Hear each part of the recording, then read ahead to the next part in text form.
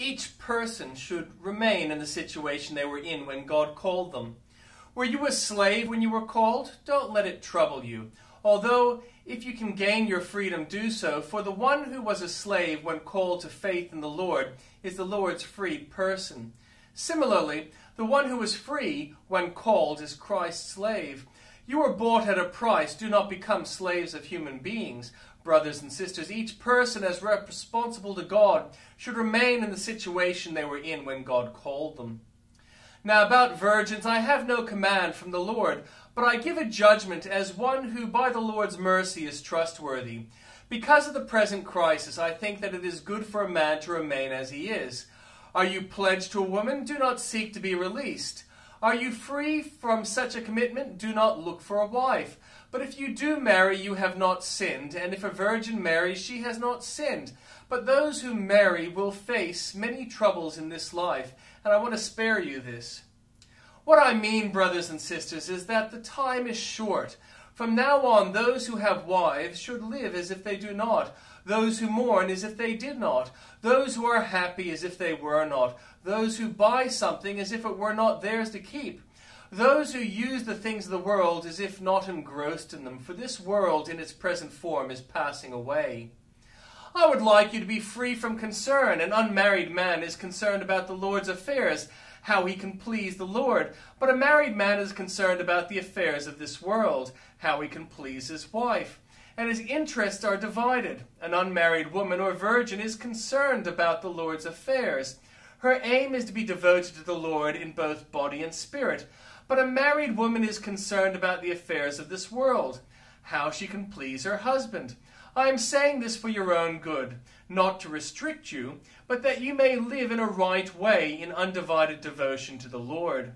If anyone is worried that he might not be acting honorably toward the virgin he is engaged to, and if his passions are too strong, and he feels he ought to marry, he should do as he wants. He is not sinning. They should get married. But the man who has settled the matter in his own mind, who is under no compulsion but has control over his own will, and who has made up his mind not to marry the virgin, this man also does the right thing. So then, he who marries the virgin does right, but he who does not marry her does better. A woman is bound to her husband as long as he lives, but if her husband dies, she is free to marry anyone she wishes. But he must belong to the Lord. In my judgment, she is happier if she stays as she is, and I think that I too have the Spirit of God. And the Old Testament reading. Blessed are those whose ways are blameless, who walk according to the law of the Lord. Blessed are those who keep his statutes and seek him with all their heart. They do no wrong, but follow his ways. You have laid down precepts that are to be fully obeyed. Oh, that my ways were steadfast in obedience to your decrees. Then I would not be put to shame when I consider all your commands. I will praise you with an upright heart. As I learn your righteous laws, I will obey your decrees. Do not utterly forsake me. How can a young person stay on the path of purity? By living according to your word, I seek you with all my heart. Do not let me stray from your commands. I have hidden your word in my heart, that I might not sin against you. Praise be to you, Lord. Teach me your decrees. With my lips I recount all the laws that come from your mouth. I rejoice in following your statutes as one rejoices in great riches. I meditate on your precepts and consider your ways. I delight in your decrees. I will not neglect your word. Be good to your servant while I live, that I may obey your word. Open my eyes that I may see wonderful things in your law. I am a stranger on earth. Do not hide your commands from me. My soul is consumed with longing for your laws at all times. You rebuke the arrogant who are accursed. Those who stray from your commands, remove from me your scorn and contempt. For I keep your statutes, though rulers sit together and slander me. Your servants will meditate on your decrees. Your statutes are my delight. They are my counselors. I am laid low in the dust. Preserve my life according to your word. I gave an account of my ways, and you answered me. Teach me your decrees. Cause me to understand the ways of your precepts, that I may meditate on your wonderful deeds. My soul is weary with sorrow. Strengthen me according to your word. Keep me from your deceitful ways. Be gracious to me and teach me your law. I have chosen the ways of faithfulness. I have set my heart on your laws. I hold fast to your statutes, Lord. Do not let me be put to shame. I run in the path of your commands, for you have broadened my understanding. Teach me, Lord, the ways of your decrees, that I may follow it to the end. Give me understanding so that I may keep your law and obey it to all my heart. Direct me in the path of your commands, for there I find delight. Turn my heart toward your statutes and not toward selfish gain. Turn my eyes away from worthless things. Preserve my life according to your word.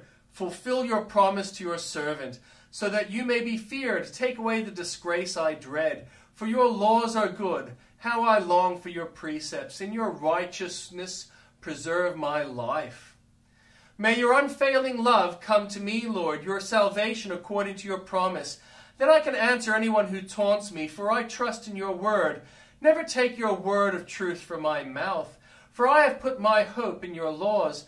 I will always obey your law forever and ever. I will walk about in freedom, for I have sought out your precepts. I will speak of your statutes before kings, and will not be put to shame, for I delight in your commands because I love them. I reach out for your commands, which I love, that I may meditate on your decrees. Remember your word to your servant, for you have given me hope. My comfort in my suffering is this: your promise preserves my life. The arrogant mock me unmercifully, but I do not turn from your law. I remember, Lord, your ancient laws, and I find comfort in them. Indignation grips me because of the wicked, who have forsaken your law. Your decrees are the theme of my song. Wherever I lodge in the night of the Lord, I remember your name, that I may keep your law. This has been my practice. I obey your precepts. You are my portion, Lord. I have promised to obey your words. I have sought your face with all my heart.